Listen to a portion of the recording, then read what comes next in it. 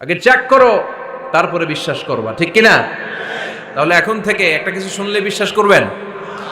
একজন এসে বলল, ভাইজান আপনার মেয়েরে দেখলাম আরেক ছেলের সাথে বাজারে ঘোরাফেরা করে, ওই রমনার বটমূলে দেখলাম আপনার মেয়ে আরেক ছেলেরে নিয়ে ফষ্টি নষ্টি করে, লোকের কথা বিশ্বাস করে বাসায় যে মেয়ের চুলের মধ্যে ধরে মাইর, আইজো মার কাইলো মাইর। এরকম হইতে পারে না? হয়তো ওই লোক আপনার মেয়ের মতো দেখতে আরেক মেয়েকে দেখছিল। এরকম হয় কিনা সমাজে? একজন এসে বললো, ভাই আপনি এখানে ভাবিরও তো দেখলাম ওই জায়গায় আরেক লোকের সাথে ঘোরাফেরা করতেছে, খবর রাখেন না বাসা? আপনি রেগে মেগে, ঘটনা কি? আমার খেয়ে আমার পরে আরেকজনের সাথে, যে এই বাড়িতে যে মায়ের কোনো কথা নেই। দেখবেন যে ছোট্ট মারামারি থেকে এই ঘটনা অনেক সময় বিচ্ছেদ বা ডিভোর্স পর্যন্ত গড়ায়, ঠিক কিনা? ওই যে শোনা কথায় কান দিছেন, ফাতাবাইয়ুন, আপনি চেক করেন নাই। হয়তো আপনার স্ত্রীর মতো দেখতে বা আপনার স্ত্রী যে জামা পরে, যে পোশাক পরে, এরকম পোশাক পরে আরেক নারীকে দেখছে, আপনার বউ না এটা। আপনার মেয়ের ব্যাপারে যে তথ্য দিয়েছে এটা সঠিক নয়, সে আপনার মেয়ের মতো আরেকটা মেয়েকে দেখেছে, এসে আপনার কাছে বলে দিছে, আপনি বিশ্বাস করছেন। ভেজাল আছে না নাই? এই ভেজালগুলোকে থামানোর জন্য কোরআনে এই বিধানগুলো নাজিল করেছে কে? তাহলে ফরিদপুরের ভাইয়েরা, সমাজটারে সুন্দর রাখার তথ্য একটা শুনলেই বিশ্বাস করবেন না। সিলে কান নিয়ে গেছে শুনলেই সিলের পিছনে দৌড়, নাকি? কি করবেন? আগে কানে হাত দিয়ে একটু দেখবো কান দুইটা আছে না নাই, তারপরে চিলের পিছনে দৌড়াবো। তাহলে এখন থেকে আমরা তথ্য একটা শুনলেই বিশ্বাস করব। তাহলে কি করবেন? বলতে হবে কি করবেন? যাচাই বাছাই, জাস্টিফিকেশন অফ দ্য নিউজ। কোন নিউজ জাস্টিফিকেশন ছাড়া আমরা প্রচার করব, বিশ্বাস করব, শেয়ার করব না। আল্লাহ বললেন, ইয়া আইয়ুহাল্লাযীনা আমানু লা ইয়াসখার কওমুম মিন কওম। ওহে আমার ঈমানদার বান্দারা, শোনো শোনো, খবরদার কখনো কোনো মুমিন বান্দারে ঠাট্টা করো না, অবজ্ঞা করো না, ঠাট্টা করো না। তার মনে কষ্ট হয় এমন কোনো কথা তারে বলো না। Never scoff of anybody. কাউকে নিয়ে ঠাট্টা করবেন না, তার দেহ নিয়ে, তার আকৃতি নিয়ে, তার বংশ নিয়ে। এক লোকের বাবা ছিল চোর, কিন্তু তার ছেলে অনেক ভালো। আপনি কি তারা বলতে পারবেন তুই চোরের ঘরের চোর? বলতে পারবেন? চুরি করছে বাবা, ওর কি দোষ? কথা বলেন। এগুলো কবিরা গুনাহ। আওয়াজ করে বলেন তো, কি গুনাহ? কবিরা গুনাহ। কারো আকৃতি নিয়ে, আমার ফরিদপুরের কলিজার টুকরা যুবক ভাইরা, কারো আকৃতি নিয়ে কখনো অবজ্ঞা করবে না, তুচ্ছ জ্ঞান করবে না। এটা কবিরা গুনাহ, এটা আল্লাহ খুব অপছন্দ করেন। এর কারণ আকৃতিটা আমাদের হাতে নাই। আমাদের কারো নাক লম্বা, কারো খাটো, আমরা কেউ কালো, কেউ সাদা, আমরা কেউ স্মার্ট, কেউ অন্যরকম। তো এই যে আমাদের এক এক ধরনের আকৃতি, এটা কি আমি বানাইছি? আপনি বানাইছেন? দিছে কে? এই জন্য কারো দেহের গঠন নিয়ে যদি আপনি অবজ্ঞা করেন, এটা প্রক্ষান্তরে আপনি স্রষ্টাকে নিয়ে অবজ্ঞা করলেন। কারো দেহের আকৃতি নিয়ে যদি আপনি তুচ্ছ করেন, তাকে তুচ্ছ করেননি, আমার রবকে আপনি তুচ্ছ করেছেন। চিল্লায় বলেন ঠিক কিনা? খবরদার, তুই কালু, তুই লম্বু, তুই মোটু, তুই কানা, তুই রোহিঙ্গা, আছে না নাই? ইদানিং ইদানিং এটা খুব চলে। এই রোহিঙ্গা নামটা আছে না? ফরিদপুরে এগুলো ঢুকে নাই না? আমাদের ওইদিকে দেখি কি অবস্থা, কারোর সাথে কেউ লাগলে তুই রোহিঙ্গা। কি আশ্চর্য, এই গালি কবে আসলো? হ্যাঁ, অনেক ধরনের গালি। ঢাকায় আর একটা চলে ফইন্নির ভূত, কি বলে? এই এগুলো আগে শুনি নাই আমরা, রিসেন্ট এগুলো বলা শুরু করছে। ফইন্নির ভূত, রোহিঙ্গা না, এগুলো বলে আপনি কাউকে অবজ্ঞা করতে পারবেন? পারবেন না। খবরদার, এটা কবিরা গুনাহ, এটা ছোট গুনাহ মনে করবেন না। কারণ আকৃতি নিয়ে তুচ্ছ করা যায় না, কারণ আকৃতি দান করেছে কে? হুয়াল্লাযী ইউসাউইরুকুম ফিল আরহামি কাইফা ইয়াশা, লা ইলাহা ইল্লা হুয়াল আজিজুল হাকীম। তিনি এমন সত্তা, যিনি তোমাদের চেহারার অবয়ব দিয়েছেন, তোমাদের আকৃতি দান করেছেন তখন যখন তোমরা মায়ের পেটের ভেতরে ছোট্ট জোকের মতো ছিলা। মায়ের পেটের ভেতরে আমরা যখন সবাই এত ছোট্ট, তখনই আমাদের চেহারার আকৃতি দিয়েছে কে? কে সুন্দর হব, কে ছেলে হব, কে মেয়ে হব, কে মোটা হব, কে চিকন হব আমার ইচ্ছা হয়েছি? আওয়াজ করে বলতে হবে, কার ইচ্ছায়? প্রত্যেককে যদি আল্লাহ প্রত্যেকের নিজের চেহারা ডিজাইন করতে দিতেন, আল্লাহ যদি বলতেন তোমার চেহারাটা কেমন হবে তুমি ডিজাইন করো, তাহলে আপনি আপনারা কেমন বানাতেন? হ্যাঁ বলেন, ফরিদপুরের ভাইরা বলেন, সুন্দর করে বানাতেন তাই না? সবচাইতে স্মার্ট, সবচেয়ে সুন্দর করে আমি আমার চেহারাটা বানাতাম যদি আমাকে ডিজাইন করার সুযোগ দেওয়া হতো। কিন্তু এই সুযোগ তো আল্লাহ দেন নাই। ডিজাইন স্বয়ং করে দিয়েছেন কে? কোন নারীকে যদি আল্লাহ বলতে এই নারীরা তোমাদের চেহারা কার কেমন লাগবে তোমরা বানাও, প্রত্যেক নারী কি করতো? বিশ্ব সুন্দরী করে নিজেকে বানাতো। খুদ ধরার মতো কোনো জায়গা সে নিজের জন্য রাখতো না, ঠিক কিনা? কিন্তু এটা আল্লাহ দেন নাই। এই আকৃতিটা আমাদেরকে সরাসরি দান করেছেন কে? খবরদার, আমাদের অনেকে বিকলাঙ্গ, আমাদের অনেকের হাত ছোট, পা বড়, দেখতে মোটা, কেউ চিকন কেউ কালো। খবরদার, কারো আকৃতি নিয়ে কখনো কোনো অবজ্ঞার সুরে, ঠাট্টার সুরে কোনো কথা আমরা বলবো না। রাজি আছেন?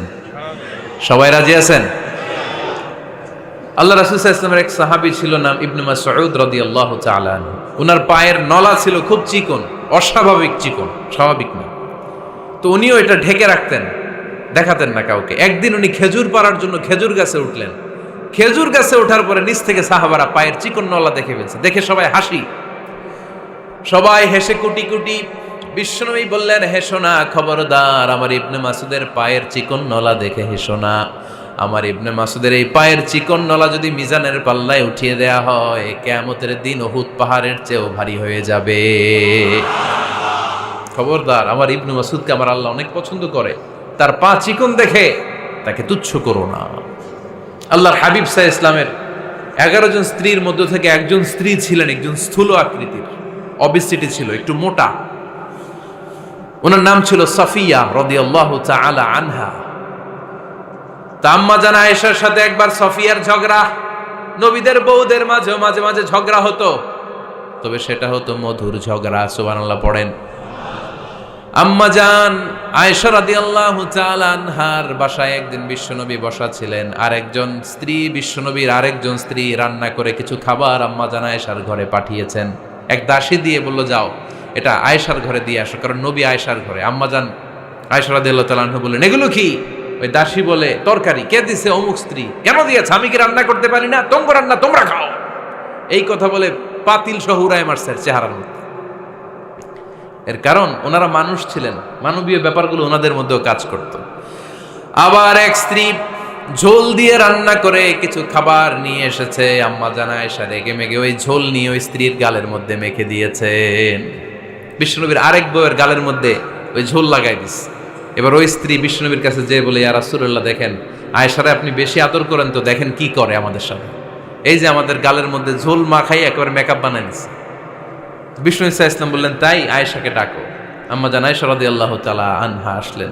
আল্লাহ রাসূল সাল্লাল্লাহু আলাইহি ওয়াসাল্লাম বললেন, তুমি কি আমার এই স্ত্রীর সাথে এমন আচরণ করেছো? আম্মা জান আয়েশা বললেন, করেছি। কেন? আম্মা জান আয়েশা বললেন, তখন মেজাজটা গরম ছিল, এখন বুঝতে পারতেছে আসলে এই কাজটা করা ঠিক হয় নাই। এবার বিশ্বনবী বিচার করবেন। বিশ্বনবী বললেন, আল কিসাস, যেমন করা হয়েছে বিচার হবে তেমন। তোমার গালে যেমনি ঝোল লাগাই দিছে, তুমি একটু ঝোল নিয়ে আয়েশার গালে লাগাই দাও। সুবহানাল্লাহ পড়বেন না? ওই স্ত্রীও কিছু ঝোল নিয়ে আম্মা জান আয়েশার গালে লাগাই দিল। এখন দুইজনে হাসতেছে, বিশ্বনবীও হাসলেন, আরশের উপর থেকে খুশি হয়ে গেলেন কে?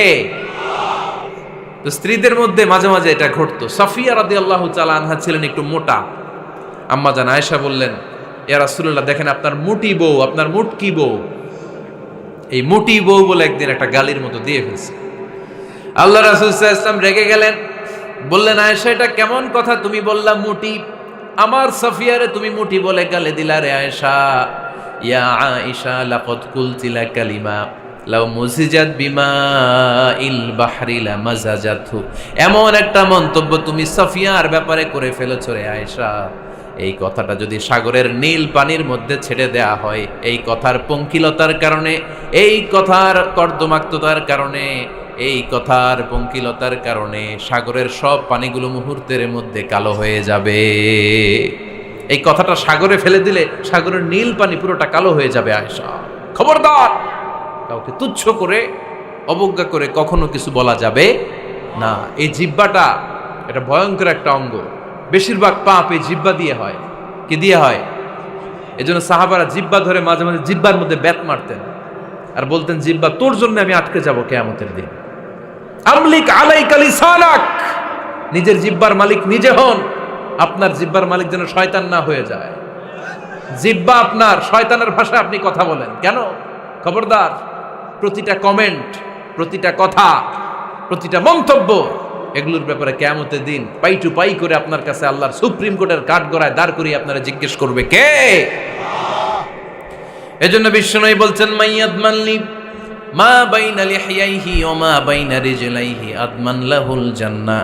আমার কোন উম্মত যদি দুইটা অঙ্গের গ্যারান্টি আমারে দেয়, আমি আমার উম্মতকে জান্নাতের গ্যারান্টি দেব।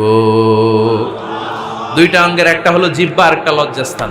দুই চোয়ালের মাঝে যা থাকে লিজ্জা, জিহ্বা, আর দুই পায়ের মাঝখানে যা থাকে লজ্জাস্থান। এই দুইটা অঙ্গের গ্যারান্টি যদি বিশ্বনবীকে আপনি দেন যে নবী জিহ্বা আর লজ্জাস্থান এই দুইটা অঙ্গের কোনো পাপ আমি করব না, নবী বলে আমি দুনিয়ায় তোমার জান্নাতের গ্যারান্টি দিলাম। এজন্য জিহ্বাটারে সামলান, যা মনে চায় বললেন না। খবর আছে না নাই? খবর আছে। মা ইয়ালফিযু মিন কাউলিন ইল্লা লাদাইহি রাকীবুন আতীদ। যা মুখ দিয়ে বের হয় লিখে রাখার জন্য দুইজন ফেরেশতা রেডি করে রেখেছে কে? চিল্লায় বলেন। যতদিন আমরা বেঁচে থাকবো ততদিন থাকবে আমাদের কাঁধে। আমরা মরে যাবো, এই ফেরেশতারা উড়াল দিবে, ঠিক কিনা? দুই কান্দে জি ছিল যে তোমার দুইজনা পাহারা, তোমারে একলা থইয়া পালাইছে তাহারা। তোমার আটকুঠুরি নয় দরজা বন্ধ এবার হলো রে হলো। মুখে আল্লাহ রসুল সবে বলো, ও মুখে আল্লাহ রসুল সবে বলো। দুয়ারে আইসাছে পালকি নাই হরি গাও তোলো রে তোলো। মুখে আল্লাহ রসুল সবে বলো, ঠিক না? এজন্য সাবধান।